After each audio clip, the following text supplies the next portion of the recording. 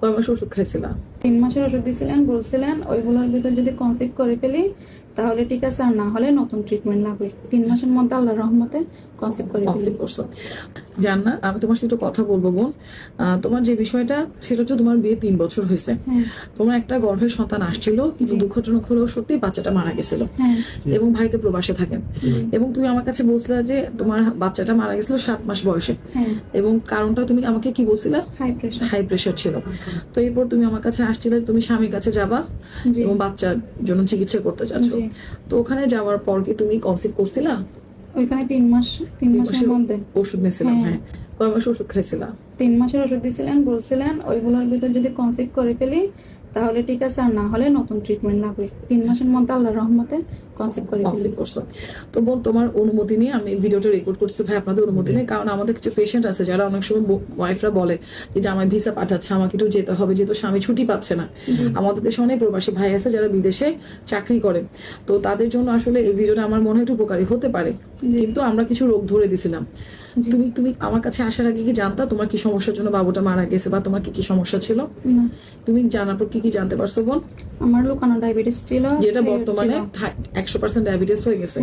লুকানো ডায়াবেটিস না বলে আসলে আমি সোজা বাংলায় বলবো যে তোমার প্রি ডায়াবেটিস ছিল, রক্তের মধ্যে প্রি ডায়াবেটিস ছিল, যেটা ডায়াবেটিস ছিল, তোমার থাইরয়েডের প্রবলেম ছিল, এবং তোমার হাই প্রেশার ছিল। এবং যে বিষয়টা সেটা হচ্ছে যে আলহামদুলিল্লাহ আজকে তুমি আবার বাংলাদেশে আসছো। ঈদের পর আমি তোমাকে বলছিলাম, এবং আজকে বাবুর কি দেখা যাচ্ছে বলো, 4 মাস পূর্ণ হয়ে গেছে। এটা আল্লাহর বড় রহমত যে প্রবাসে গিয়ে তুমি ওষুধ খেয়ে, মানে কয় মাসের ওষুধ? 3 মাসের ওষুধ। 3 মাসের ওষুধ খেয়ে কনসিভ করছো, এবং তোমার লোকের এসে আমার সাথে যোগাযোগ করতো।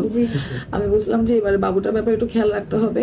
আলহামদুলিল্লাহ আজকে তুমি আবার আসছো, কিন্তু তোমার প্রেশার এখনো বেশি আছে, এবং তোমার থাইরয়েড হরমোনটাও বেশি, এবং ডায়াবেটিসের ব্যাপারটা তোমাকে সতর্ক করে দিলাম।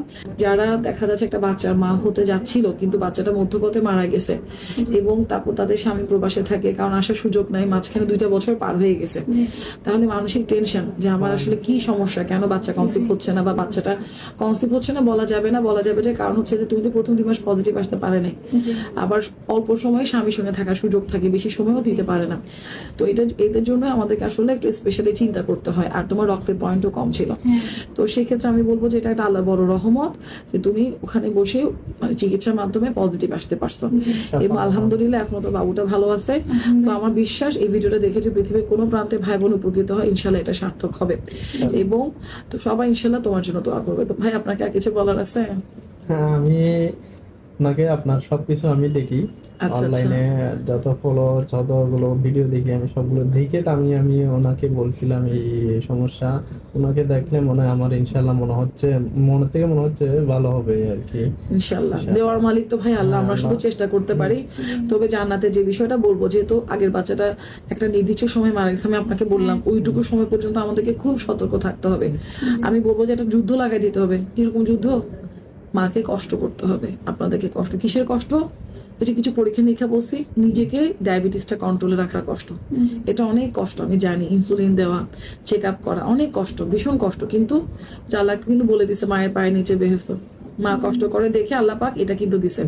তাহলে বোন, আপনাকে ধৈর্য ধরার জন্য এই কথাটা বললাম যে রেগুলার ডায়াবেটিস চেক করা খুব কষ্টকর, এবং ইনসুলিন নেওয়াটাও অনেক কষ্টকর। অনেক বোনরা এটা পারে না।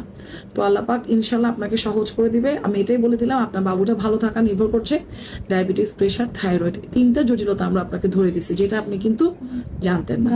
তাহলে এবং এই 3টার 100% চিকিৎসা আলহামদুলিল্লাহ পৃথিবীতে আছে। শুধু একটু চেষ্টা দরকার, সঠিক জায়গায় সঠিক পরামর্শটা দরকার। ঠিক আছে ভাই?